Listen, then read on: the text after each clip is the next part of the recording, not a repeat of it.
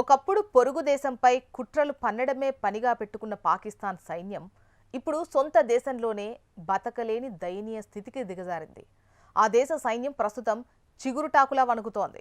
ఓవైపు తాలిబాన్ల ఉగ్ర రూపానికి తల్లడిల్లుతుంటే మరోవైపు బలూచ్ రెబల్స్ దెబ్బకు గడగడలాడిపోతోంది. ఈ రెండు శక్తుల మధ్య నలిగిపోతూ ఆయుధాలు వదిలేసి పారిపోయేందుకు సిద్ధమవుతున్న వైనం పాక్ సైన్యానిది. బలూచిస్తాన్ ఇప్పుడు ఈ పేరు చెబితేనే పాక్ సైనికుల గుండెల్లో రైళ్లు పరిగెడుతున్నాయి. బలూచ్ స్వాతంత్ర సమరయోధులు పాక్ సైన్యంపై సింహ స్వప్నంలా విరుచుకుపడుతున్నారు. సైనిక స్థావరాలను ధ్వంసం చేయడం, పోలీసులను కాల్చి చంపడం, సైనికులను ఉరితీయడం వంటి ఘటనలతో బలూచిస్తాన్ అట్టుడుకుతోంది. ఫలితంగా బలూచిస్తాన్లోని కీలక ప్రాంతాలు ఒక్కొక్కటిగా రెబల్స్ చేతుల్లోకి వెళ్లిపోతున్నాయి. ఈ భయానక పరిస్థితుల్లో తాము విధులు నిర్వర్తించలేమంటూ వందలాది మంది సైనికులు, పోలీసులు చేతులెత్తేస్తున్నారు. సుమారు 500 మంది సైనిక, పోలీస్ సిబ్బంది తమను బలూచిస్తాన్ నుంచి వెంటనే బదిలీ చేయాలంటూ ప్రభుత్వానికి దరఖాస్తు పెట్టుకున్నట్లు తెలుస్తోంది. మేము బలూచ్ ఫైటర్స్తో యుద్ధం చేయలేము. రేపు వాళ్లు మా కుటుంబాలపై పడి ప్రాణాలు తీస్తారు.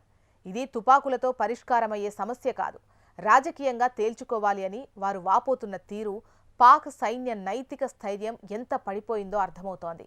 బలూచిస్తాన్లో మొదలైన ఈ తిరుగుబాటు సెగ ఇప్పుడు పంజాబ్ ప్రావిన్స్ను కూడా పాకింది. అక్కడ కూడా పాక్ సైన్యంపై దాడులు పెరుగుతుండడంతో పరిస్థితి చేయి దాటిపోతోందన్న ఆందోళన సర్వత్రా వ్యక్తమవుతోంది. సొంత ప్రజల నుంచే ఇంతటి ప్రతిఘటన ఎదురవ్వడంతో పాక్ సైన్యం దిక్కుతోచని స్థితిలో కొట్టుమిట్టాడుతోంది. నిజానికి పాకిస్తాన్ సైన్యానికి యుద్ధ క్షేత్రం నుంచి పారిపోవడం కొత్తేమీ కాదు అనే విమర్శలు ఎప్పటినుంచో ఉన్నాయి. 1971లో భారత్ చేతిలో చావు దెబ్బతిని ఏకంగా 93,000 మంది సైనికులతో లొంగిపోయారు. ఇప్పుడు మళ్లీ అదే సీన్ రిపీట్ అవుతోందా అన్న ప్రశ్నలు తలెత్తుతున్నాయి.